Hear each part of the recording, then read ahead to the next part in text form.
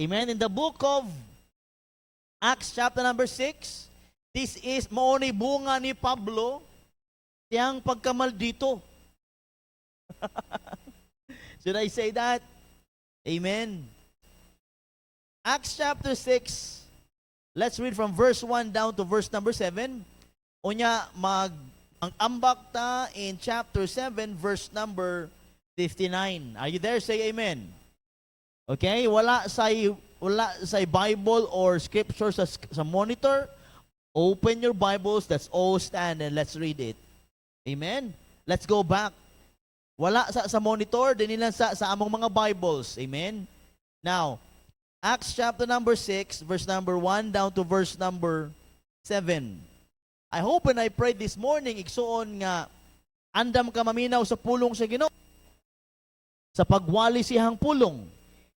Igsuon for the preaching, for the foolishness of the preaching is for them nga nagkinabuhi sa pagkabuang-buangon nga nagahawa na sa kamatuuran. And we need God's word every day in our lives. I need preaching. I need preaching. I mean hard preaching. I need hard preaching, ano man, because the world is making my heart hard.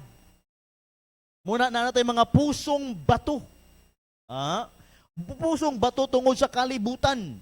Kaya ang pati mga emosyon sa kalibutan, ato na po gina-entertain sa tong kasing-kasing, na kung iwali ang pulong sa Ginoo, ikaw mo react nga dili na mao, pastor. When God's word is being preached, there is nothing wrong. When you see there's something wrong in the preaching of God's word, nga fiery preaching na, you are wrong. Your heart is wrong. Amen. There's a difference between a preacher and a pastor. When I preach like this to you, because I am your pastor. If somebody standing here, dili siya pastor ninyo, he is just preaching the word of God. But since I preach as your pastor, let me preach through my heart. Because I see something in you that you need this kind of preaching. Usay mamili na magpagwali. Kung makasabaan mo, mapaigaan mo, masuko mo, di man ko mo pangalan. Amen? Di ko mo pangalan, pumutanaw lang ko nimo. Are you with me? That's the preaching of God's word, di ba? For what? Sa pagbadlong, sa pagtulid, sa pagtarong. Mauna ang pagwali sa pulong sa Ginoo. Unless our preaching here is not of the devil, stop listening. But if the preaching is for you to make you soft in the eyes of God, please say amen. Amen and amen. Amen. Ang pastor gani, magwali na siya because he saw something wrong in the church. Nakinahalang badlongon. Right? Kung naa ka na imo kasing-kasing mo, badlong na sa pastor, something wrong in you. Something wrong in you. Amen. That's free. Because as a pastor, I need preaching man po. That's why nag-attend kog mga conferences. Amen. So karon ta na ako sa Bukidnon. Pero tungod kay buntis man ang asawa, wala pa pamasahe. Kaya ang pamasahe, ako lang idugang sa budget sa pagpanganak. Na ako'y 100,000 ginaipunan para sa pagpanganak. Dapat karon sa 17 na ami sa Lanao.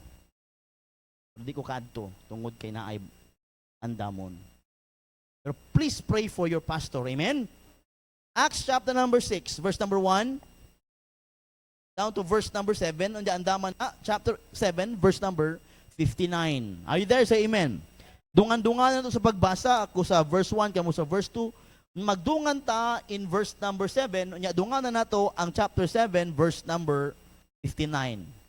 The Bible says, and in those days, when the number of the disciples was multiplied, there arose a murmuring of the Grecians against the Hebrews because their widows were neglected in the daily ministration.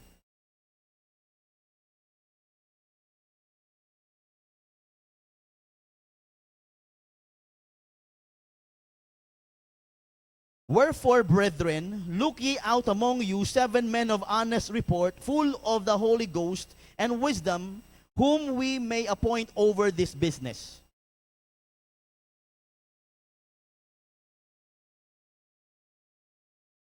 And the saying pleased the whole multitude, and they chose Stephen, a man full of faith of the Holy Ghost, and Philip, and Prochorus, and Nicanor, and Timon, and Parmenas, and Nicholas, a proselyte of Antioch.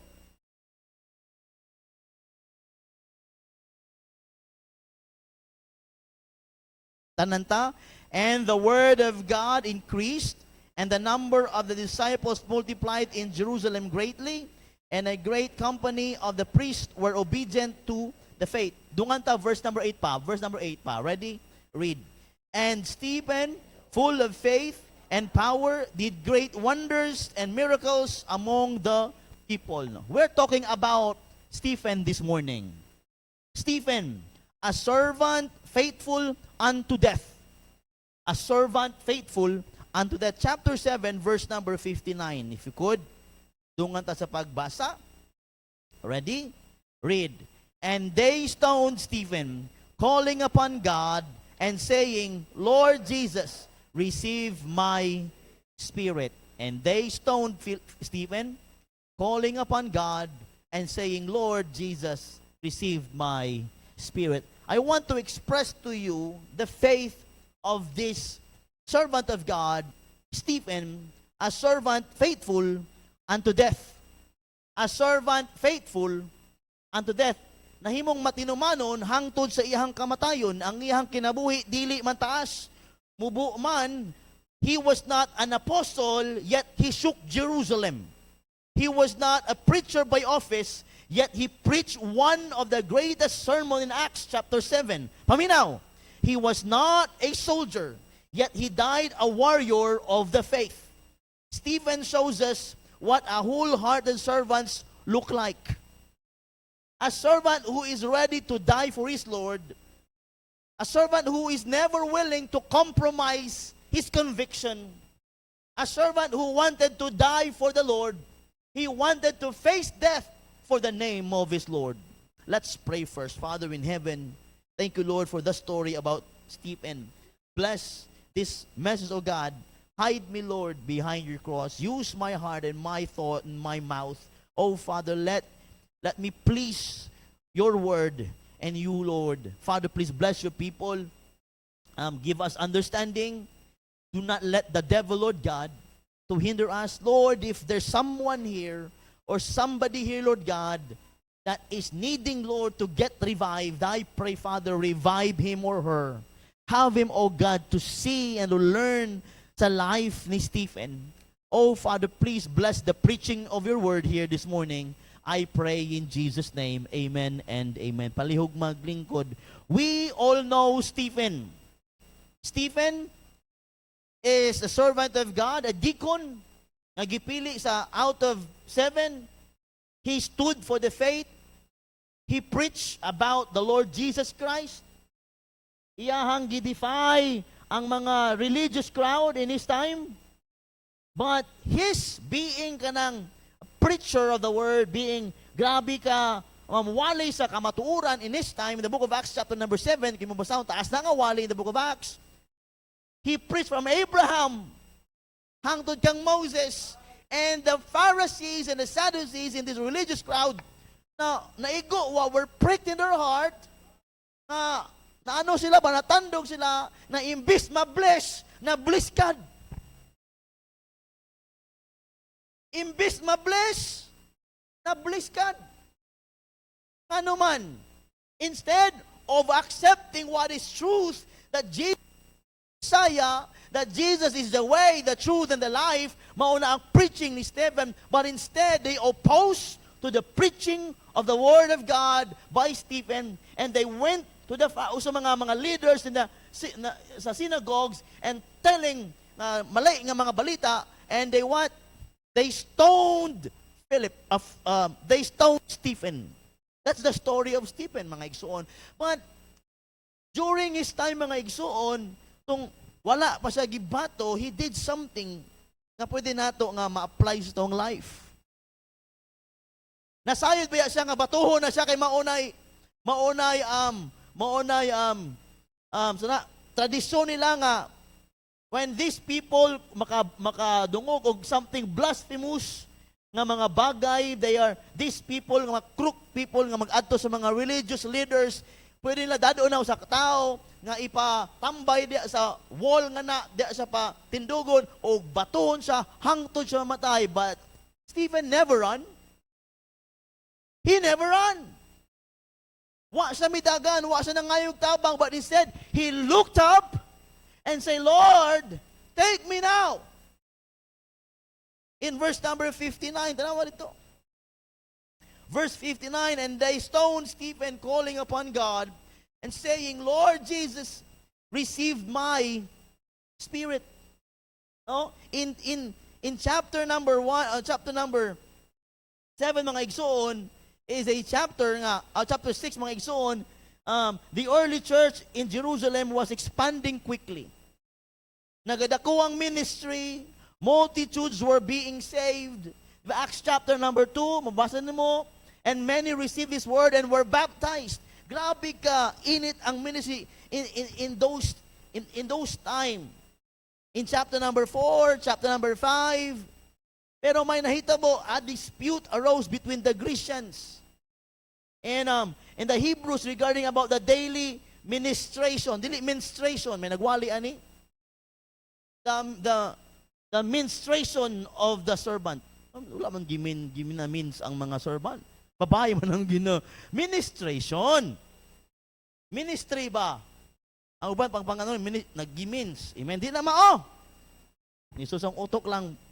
Bago lang. Naay pangigpais sa mga tao before, kay ang mga widow, napasagda na. Napasagda na tanawa. In verse number, ang muna ang issue, asa to? There is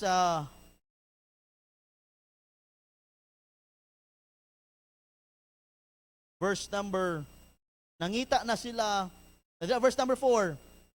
Now, verse number 3. Wherefore, brethren, look ye out among you 7 men of honest report, full of the Holy Ghost and wisdom, whom we may appoint over this business. Now, verse number 2, na ay problema man verse number 1, may tungod sa ministry sa mga widows. Nawad ano ba na ba? Wa na mga support. Verse number 2, then the 12 called the multitude of the disciples unto them and said, it is not reason that we should leave the word of God and serve tables. Sila dili na mo ang business to attend this kind of problems. Our job is to preach God's word. Muna ingon nga, dili pwede ang pastor mahimong businessman o mahimong politician. Amen? We need to preacher of God's word. Kay kung mahimo ming businessman, mga igsoon, matunga man ang buluhaton, dili ka focus. Muna example din O ingon ng mga disciples, ang 12 apostles, kay pamina mo, pili mo na 7 kabuk tao nga atong ibutang diha nga business. Nga sila ang maghimuan nga ministry, kami preacher of the word. Kaning mga apostles nga ginawa. Verse number 3. Chapter 6. Namin na ba? Wherefore, brethren, look ye out among you 7 men of honest report, full of the Holy Ghost and wisdom, whom we may appoint over this business. But we will give ourselves continually to prayer and to the ministry of the word. Muna trabaho sa mga apostles. Muna napilian in verse number verse number 5, and the saying pleased the whole multitude, and they chose Stephen, amen, a man full of faith, tao nga puno sa pagtuo, and of the Holy Ghost, and Philip, and Prochorus, and Nicanor, and Timon, and Parmenas, and Nicholas as proselyte of Antioch. Here, but let's focus on Stephen. In verse number 8, and Stephen, full of faith and power, did great wonders and miracles among the people. So gigamit, nakita ginato, nagigamit good sa Ginoo si Stephen. Tanawa na verse number 8 lang, did great wonders and miracles among the people. Then verse number 9, problem exists. Then there arose a certain of the synagogue, which is called the synagogue of the Libertines, and Cyrenians and Alexandrians, and of the Cilicia of Asia, disputing with Stephen. Nakigbais, nakiglalis, nakigdebate kang Stephen. In verse number 10, and they were not able to resist wisdom and the spirit by which he spake. Dili sila ka tarug kang Stephen. Anak gid ka bright si Stephen about God's word. 11, then they suborned men which said, we have heard him speak what? Blasphemous words against Moses and against God. And they stirred up the people and the elders and the scribes, and came upon him and caught him and brought him to the council. Gidala siya, gidakop na siya, and set up a false witnesses, which said, this man ceaseth not to speak blasphemous words against this holy place and the law. Wala lang sila kadaog kang Stephen, wala nila mapahilom si Stephen, natandog lang kasing-kasing aba sa wala ni Stephen, hihimuan na siya mga mali-mali nga accusations.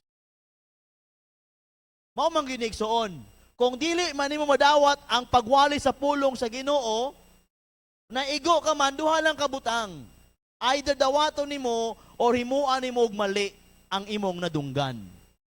Duha lang mo na, ang pagdawa sa pagwali sa pulong sa Ginoo, either you will receive it by heart and apply it, or what? Pangitaan nimo og mali ang pagwali sa pulong sa Ginoo. Here, wala masakakita, wala sila kasukol kang Stephen, wala sa kapalag kang Stephen, o naghimo nila false accusations para lang nga mapatay nila si Stephen. Verse number 13, tanawa na, and set up false witnesses, which said, this man ceases not to speak blasphemous words against this holy place and the law. O katong gidala na si Stephen dito sa council. In verse number 7, address of Stephen before the council, team the unbelief of Israel. Ang iyang wali, the unbelief of Israel. Kita mo na, wali nga the unbelief of Israel. Nagwali siya, and he said, men, brethren, and fathers, hearken. The God of glory appeared unto our father Abraham when he was in Mesopotamia, before he dwelt in Charan. Mga igsoon, gikan kang Abraham ang wali, padulong kang Moises pa lang na bungol na ang mga tao. Amen. Kang Moises pa lang gipinpoint na ni Stephen nga ang tanang mga promesa kang Abraham, gikan ni Abraham padulong kang Moises, nagatudlo kang Jesus Christ nga siya ang kamatuoran. Suko samot. Takitan sila. Kita mo na, title pa lang, the unbelief of Israel. So, mga igsoon, ang sa kataas nga wali ni Stephen, hangtod diri sa verse, mga igsoon, verse number 54, when they heard these things, are you following? When they heard these things, they were cut to the heart, and they gnashed on him with their teeth. Gili na nagnash tungod kay may imperno, nagnash tungod sa kalagot.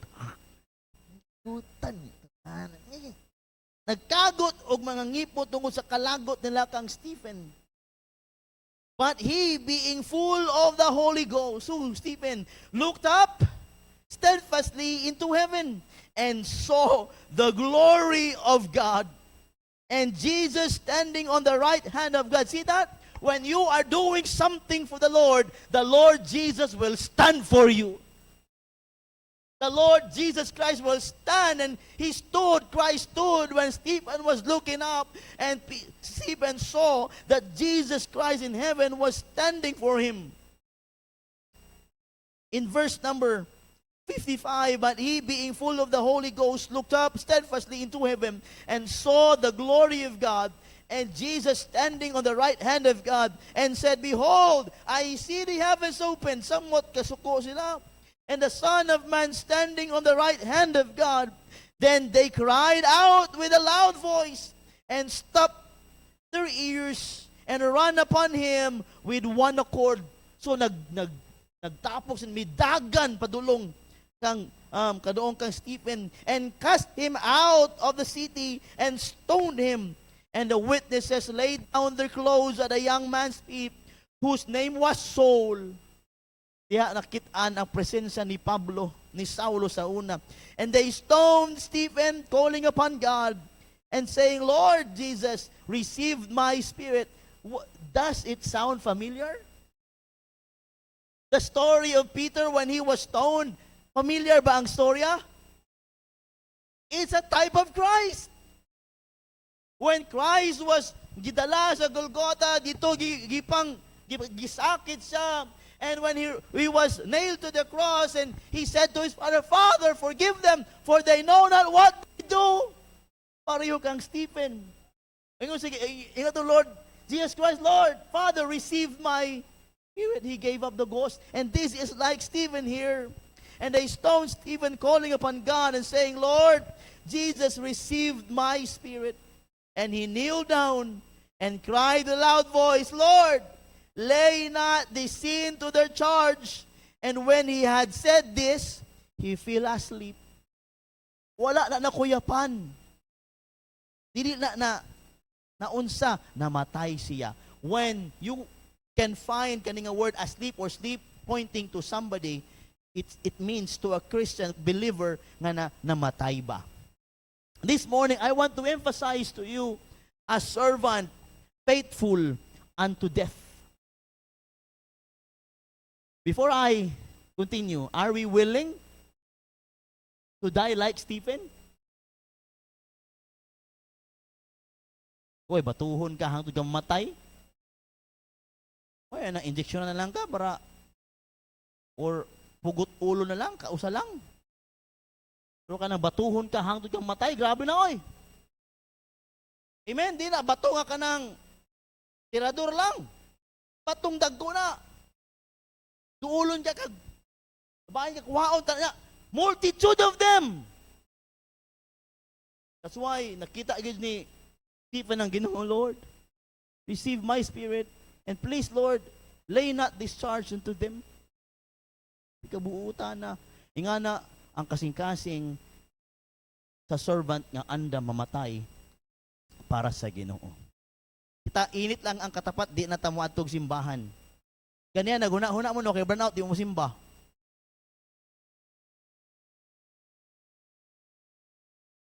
Ang ibang sa inyo mag-ingon ganyan ba? Ay, burnout no? Init simbahan, pumasimba gyud mo si pangitaan to ni pastor. Basta lain tong iwali karon ni pastor ba? Burnout na nimba. Amen. Stephen here, a servant who is willing to die for his Lord. Let's see 3 things or 4 things about him this morning. Or 3 things about him this morning. A servant faithful unto death. Revelation 2:10, di ba? Amen. Be thou faithful unto death. In his time, the church was strong. The Spirit was moving. And opposition was rising. Stephen stood before the highest Jewish authority in Jerusalem. He preached, and those people were stuck in the heart, and they're willing to kill Stephen. But listen to this. His death propelled the gospel beyond Jewish borders. Ang iyang pagwali na himong challenge beyond kinsa may nakadungog sa Jerusalem. Nga adunay tao nga naandam day mamatay para lang iwali ang pulong sa Ginoo. Nasikat si Stephen nga namatay siya as a martyr, dying for the cause of Christ, standing for what in his conviction. His conviction, he believed that Jesus Christ is the Son of God, and he stood sa iyang conviction and belief, and he was stoned to death. And that news was brought abroad. Listen to this. Stephen shows us all what it means to be called a servant faithful unto death. Number 1. Chapter 6, verse number 5. Chapter 6, verse number 5, number 1. Who is Stephen? Who is this servant who is willing to die? Verse number 5, the Bible says, and saying, please the whole multitude. And they chose Stephen, a man full of faith and of the Holy Ghost, and Philip, and Prochorus, Nicanor, Timon, Parmenas, Nicolas, a proselyte of Antioch. These 7 are chosen to handle the business nga dili ma-handle sa apostles. But verse number 6, whom they set before the apostles, and when they had prayed, they laid their hands on them. Nahimong deacon, the first deacon, siya ni 7 men. Number 1, a servant faithful unto death, number 1, should be full of faith. Full of faith. Puno sa pagtuo. Stephen, a man full of faith and of the Holy Ghost. Full of faith in service. Chosen to serve tables, yet serve with spiritual depth. Ingana kalalum ang iyahang pagpangalagad sa Ginoo. Business is business, but when it comes to the Word of God, that is deeper that He is doing. Halos, grabe ka seryoso si Stephen. Full of the Holy Ghost and wisdom. Chapter 6, verse number 3. Amen. Kinahanglan og dakong pagtuo, puno nga pagtuo, kung gusto nato mga lagad, sama ni Stephen. Full of power, the Bible says. In Acts 6:8, full of faith and power, did great wonders and miracles. His outward ministry flowed from inward fullness. Makit-an lang gidigsoon kung unsay naa sulod sa kinabuhi ni Stephen, mooy nagagawas. He loved God more. That's why sa iyang mga ministry, he's preaching Christ because it is that how he loved the Lord Jesus Christ. I gave this illustration ganiyang buntag sa mga adults. Listen to these teens and singles. Listen to me. Kung naay baso dinhi, naminaw mo? Kung adunay baso dinhi nga puno og tubig, walay space, ang tubig puno sa brim gyud, sa tip gyud, sa lip gyud, sa baso, bisan usa kada baso kadako na ang tubig sa babaw, walay space para sa ubang mga bagay, right? Puno man. Amen? Puno man ang tubig. Pero kung mga igsoon, kung akong i-shake ang tubig, Brad, nga puno kaayo, unsay maawas? Ito? Tulog, duro ka ba? Mainin mo chess. Ipos ni Ma'am Rhea. Kalaban mo na, Ma'am Rhea? Ha? Kasi daw ganyo. Wala pa? Ayaw laban-laban sa ko, pildi ka.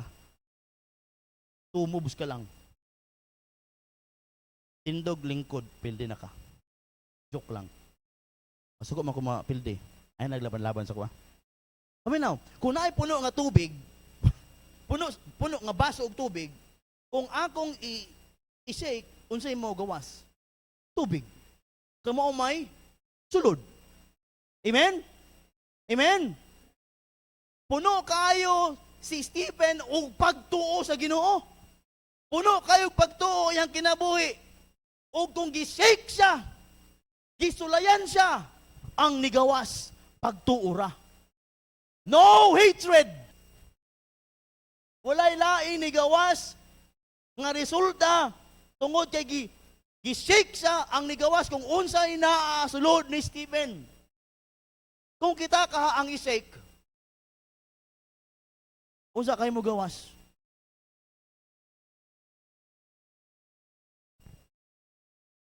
Nanay, kung ang sulod sang baso is coke, puno gid, lunggo ni. Kung ang baso amo ni kataas, tapos puno-puno gid sang coke, tapos kung tayugon ko sina, ano maula? Coke yapon no. Alangan naman ang maula orange. Amo na sa kinabuhi sa Kristohanon, kung ano nagpuno sa imo, Sa panahon nga uyogon ka sa problema, amoy nagagawas. Amen. Kung ano ang nagpuno sa imo, kung ano ang sulod sa imong kinabuhi, kung ano sulod sa imong baso, kung tayugo na ang gagawas amuman. That's why kung ano ang naa sa Kristohanon, duda, suko, walay paghigugma, unforgiveness, unfaithfulness, grudge. Kung tayugon, uyogon sa Ginoo ang nagagawas, negatibo man. Pero kung ang sulod sa kinabuhi, nato mga igsuon, gugma, pagpasaylo, pagtuo, kung ano man ang mutayog sa aton, kung kinsa man ang muuyog sa aton, ang nagagawas. Positibo. Ginabato na Stephen. Paringon niya, Lord, ayaw ni ibutang sa ilang salaa. See that? A servant who is willing to die for the Lord. Full of faith. Stephen was so full of faith and of the Holy Ghost that fear had no room.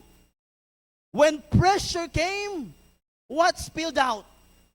Faith. The truth is, when you are filled with God, when you are filled with God, trials only reveal what is inside.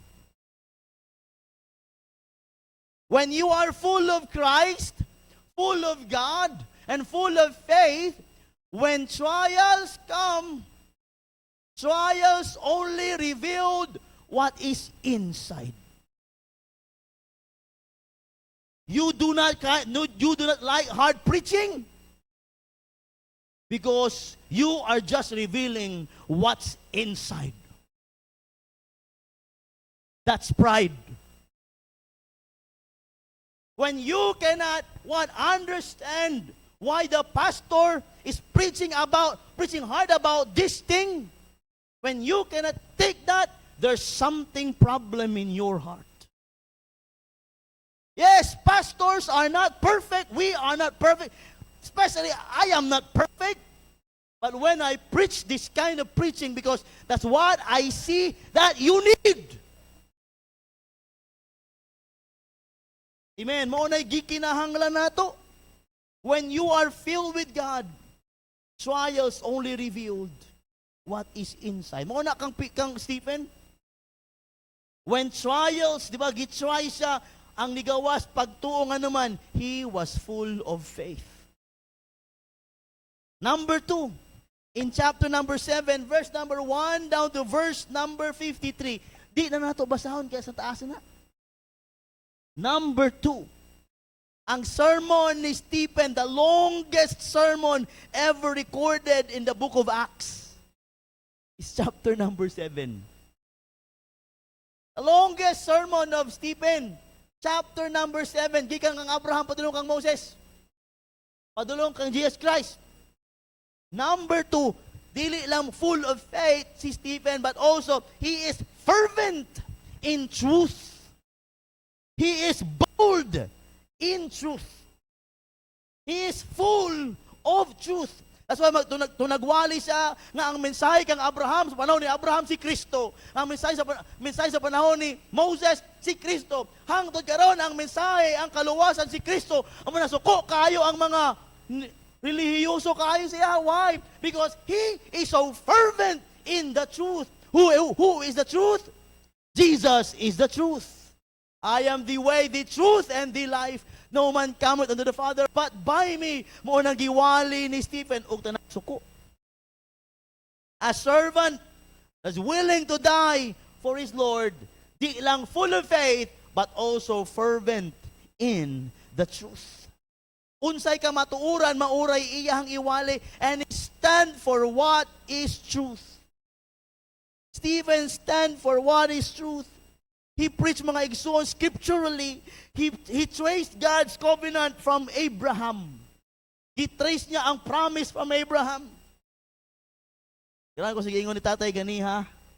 Sa Sunday school, mubo lang kayo explanation, gata yung memory verse, life verse, thy word have I hid in mine heart that I might not sin against thee. Kaya iyan itago gyud ang pulong sa Ginoo sa kasing-kasing para di gyud sa makasala sa Ginoo. Ang pulong sa Ginoo mao gyud nagabago nato igsuon. Amen. The very word of God mao ni nagabago sa ato. Dili ang atong relihiyon, dili ang atong pagka-baptist, dili ang imong pagkamaayong tao, dili ang imong kuyog-kuyog, dili imong ka-fellowship, dili ang imong natunan, kundi ang pulong sa Ginoo mao'y nagabago nimo. And without God's word in our life would be filthy. Without God's word in our life, we cannot worship God. Without this book in our life, we cannot deliberately bring ourselves in the presence of God. Di na ito mabit-bit atong kaugalingon kung wala aning pulong sa Ginoo sa atong kinabuhi. O mga igsoon, di na ito pwede ilahi o i-separate ang pulong sa Ginoo sa atong pagsimba. Labi na sa pagsimba sa Ginoo, dili pwedeng wala kay Biblia, kay basin pa gina into ka na sa tao. We are Baptist. And we are Baptist, dili ta pwede mag-baptist. Nagano mga baptist karon? Preaching about and twisting about many things. Same kaayo nga paminawan nga dauto ta sa ubang mga relihiyon, kay kita mismo nga mga baptist lahi-lahi na. Di na ko pwede itago nga daghang mga pastor nga bayaran, receiving money just to preach wrong doctrines. Na gani bayaran gani nga mga members in the church, dauton lang ang pastor. There's no perfect. And I'm telling you mga ison before, the most important thing in this life, relationship between this line. Ang pinaka-importanting relasyon ani kinabuhi kanilang linya ha, ako padulong sa Diyos, o Diyos padulong sa ako. Bisan pa wala ako'y maayong relasyon dinhi, pero kung kaning relasyon maayo, padulong sa Ginoo, maayo akong relasyon diri. O igsuon sa kinabuhi ni Stephen, fervent in truth. He confront those people about the truth. He is a servant nga Christ-centered person. And he is the message nga Christ-centered truth. Kita na martilyo? Ibutan sa picture sa martilyo, kaya mas dagan pa wala kakita og martilyo. Mauna si martilyo. Si martilyo, unsa iyang trabaho?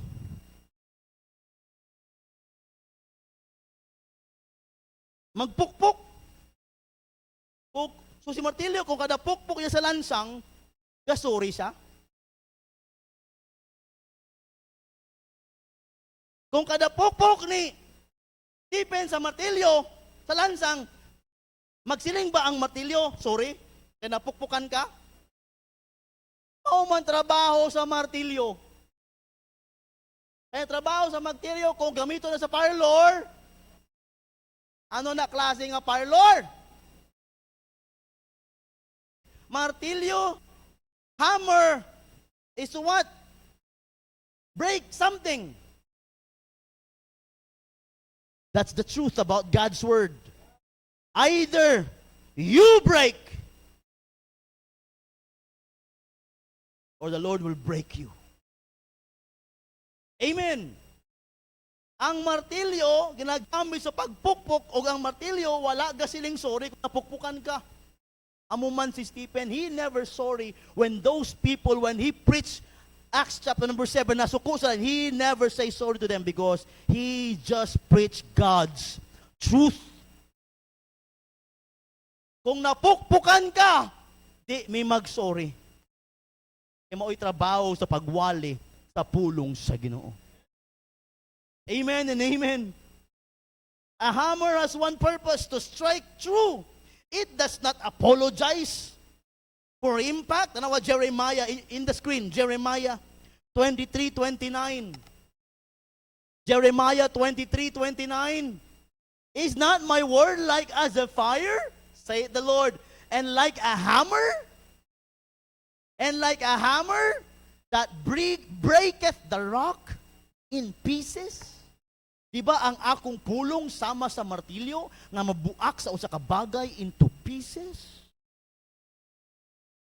Igsoon, when God's word is preached, you should be the one nga ma-break. Take it or leave it. Amen. God's word, sakit mang paminaw ng pulong sa Ginoo. Oy! Pero ayaw pagpatakod sa uban nga kung grabe na ang wali sa pulong sa Ginoo, di na mo dawaton. Oh, pastor, personal ka naman gyud. Nagsiling bamig ka pangalan, why man? Pero kung naigo ka sa pulong sa Ginoo, praise the Lord. Ang Ginoo nagasulti pa sa imoha, kay damo-tamo mga tao na kung iwali ang pulong sa Ginoo, di na masakitan, di na kadungog, o baga na gid sang mga guya. Nga halos di na muluhod o mupasalamat sa Ginoo, nga sila giabot pa sa Ginoo, nasakpan pa sa Ginoo, gibati pagkasakit sa pulong sa Ginoo, amo na ang blessing sa pagwali, nga batsagon mo pa ang kasakit. Katungod kay gusto sa Ginoo, mabag-o ka. O na ang pulong sa Ginoo. Ay karon nga mga panahon ng mga membro nagapili na unsay pamatian. Kung kami mga pastor mamili pag 15 walihan, pwede ka. O di man among calling. Our calling is to preach the gospel kung kinsa o bisag kinsa ka man aning kinabuhia. If you found your pastor nga murag personal na ang ginawali, then good. I served my purpose as your pastor. Pero kung muhawa ka, tungod lang kay nabatian mo ang dili maayong wali, praise the Lord gihapon kay nabatsagan mo. Pero please lang, ayaw ko dauta. Amen? I am not an avenger. Dili ko si Iron Man. Di ko si Superman. But I have God's promise. The Lord is avenging every word that has been preached. Number 3. Amen? So this faithful servant, a servant faithful unto death, is full of faith. Like Stephen. Are we full of faith? Are we also fervent in truth? Di ba na ito bali-balion ang kamatuuran? Number 3, mga igsuon, is this, Acts 7:54-60. You can see there that Stephen is willing to die. Willing to die. Chapter 7, verse number 54. Okay pa ta? I have 5 minutes. 54-60 mga igsoon, nagapakita dira ang kamatayon ni Stephen. Number 3. This servant, faithful unto death, is full of faith, fervent in truth, and also faithful unto death. He's faithful unto death. Ingon niya, verse number 60, Lord, lay not this sin into their charge. Lord, ayaw singla ni nasala deha kanila. Grabe nga na ang kasing-kasing sa kaninga servant. And he saw heaven's reception. In chapter 7, verse 56, he said, I see the heavens open. Dapat po ang kinabuhing Kristohanon, murag Colossians chapter 3 verse number 2, setting our affections on things above, not on things on the earth. And he saw Jesus stood, not seated, to receive his servant. Muna umuuli na ang iyahang servant, mayingon atong Ginoo nga welcome. Thou good and faithful servant. A faithful servant, faithful unto death. Makita also nimo Christ-like forgiveness. So makita nimo sa Luke chapter 23:34, ingon ang atong Ginoo, Father, forgive them. Like Stephen. Stephen is the first martyr. He died. Ato nga tayo mga igsuon. Acts 7 verse number 58, tanawa. Kasi naari to. Na-introduce na si Saul. And I believe this with all of my heart, that the death of Stephen dahil dakong impact sa kinabuhi ni Saulo. Igsuon, usahay di ba ang gihimo sa uban na himong dako kayo nga blessing sa ato.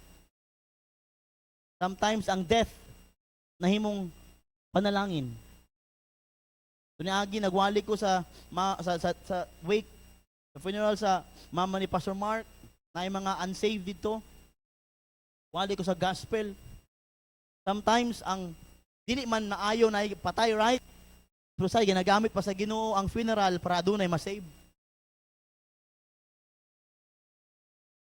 The Lord used the life of Stephen for Saul to become Paul.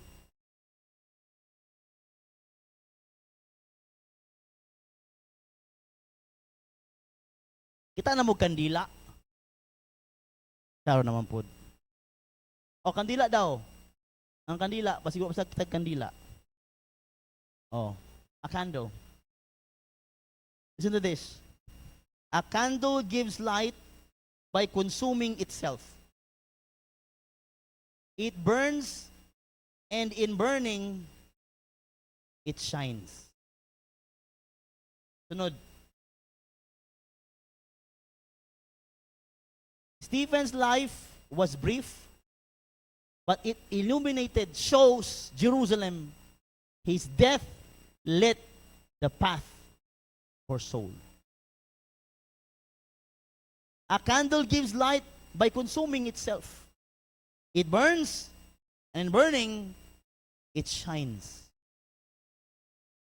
Stephen's life was brief, mubo, but illuminated, shows Jerusalem.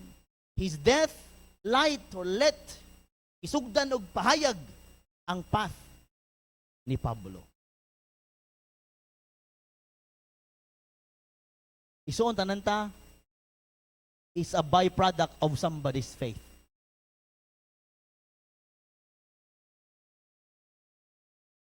Ako produkto ko pagtuo sa usa ka pastor nga si Pastor Doug.